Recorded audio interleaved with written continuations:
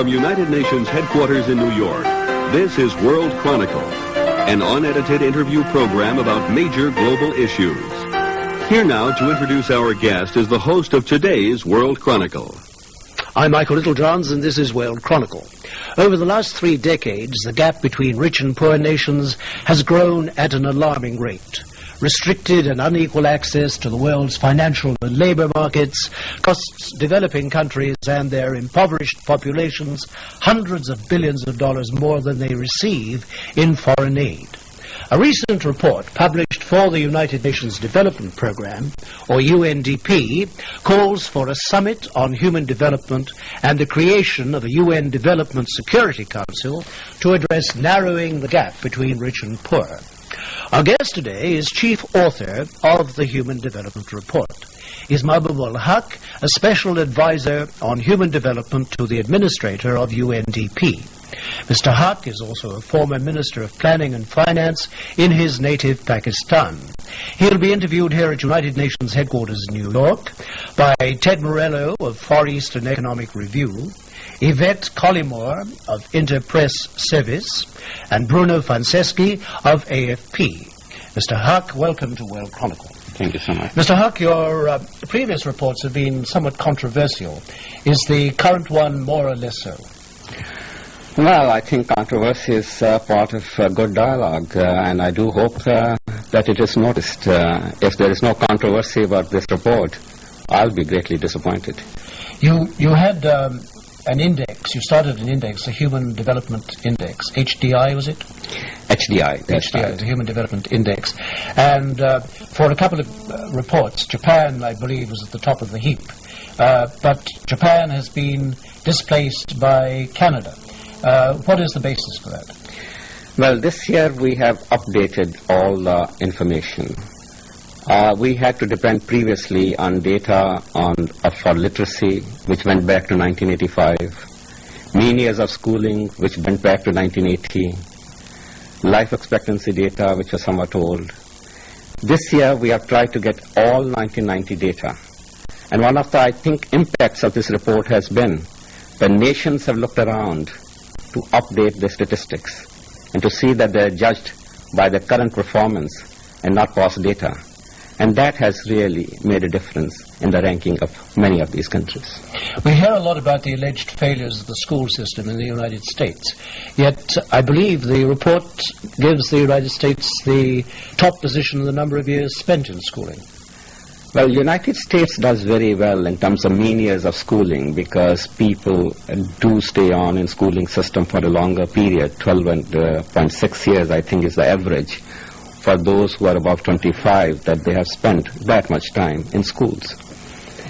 They were rather low when we looked at it in our first report in terms of the adult literacy, 96%, whereas most industrial nations were 99%.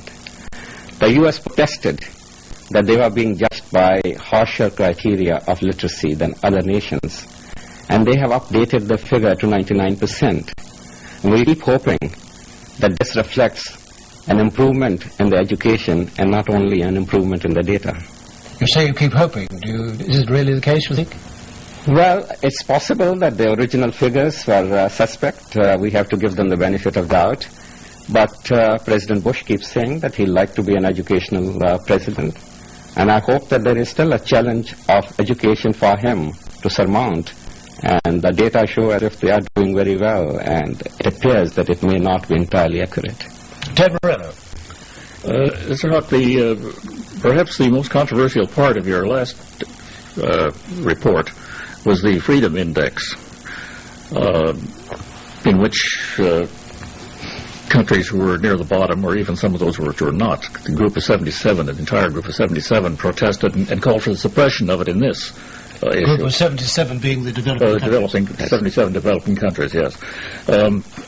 Now, for example, one of the criticisms was this is an attempt to impose Western cultural criteria on non-Western countries.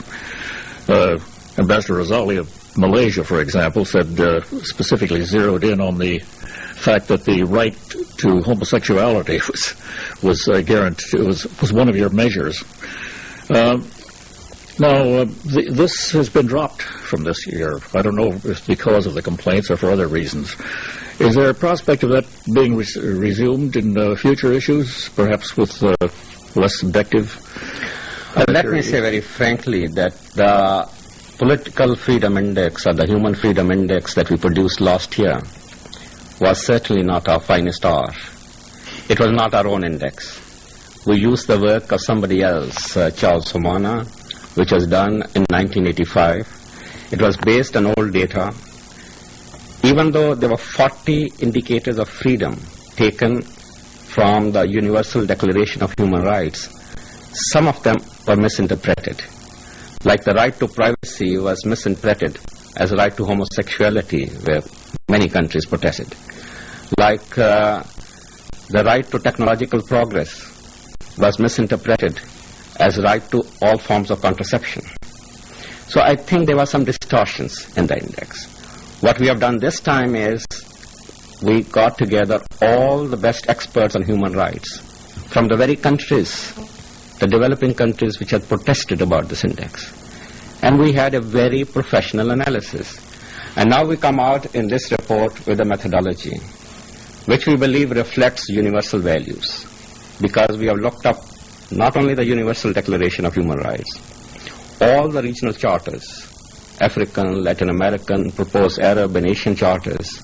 We looked at all the national constitutions, and we have focused on 5 clusters of freedom: political participation, rule of law, physical safety of a person, equality of opportunity, freedom of expression.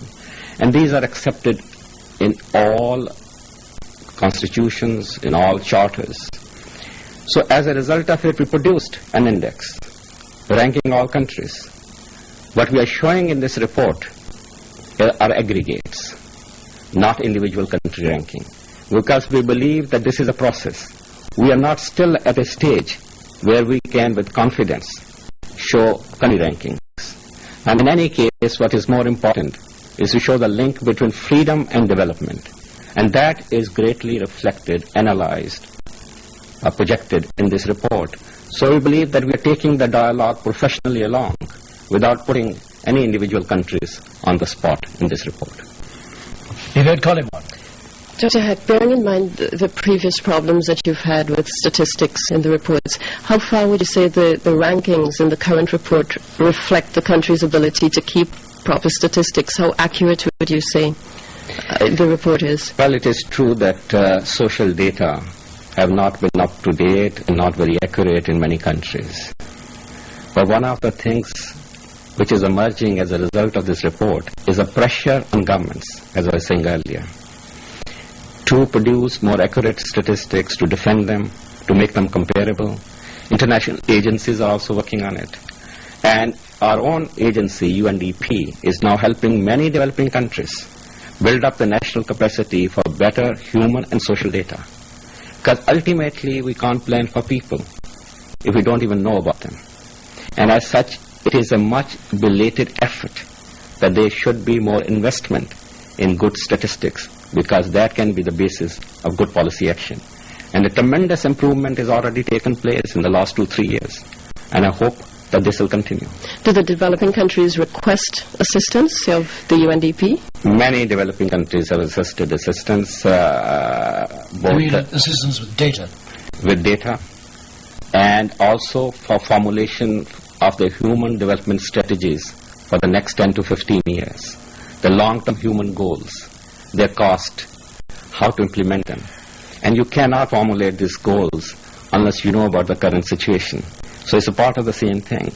At the moment, 22 developing countries are working closely with the UNDP to formulate the long-term human development strategies. And many of them are having investment in the statistical systems as well.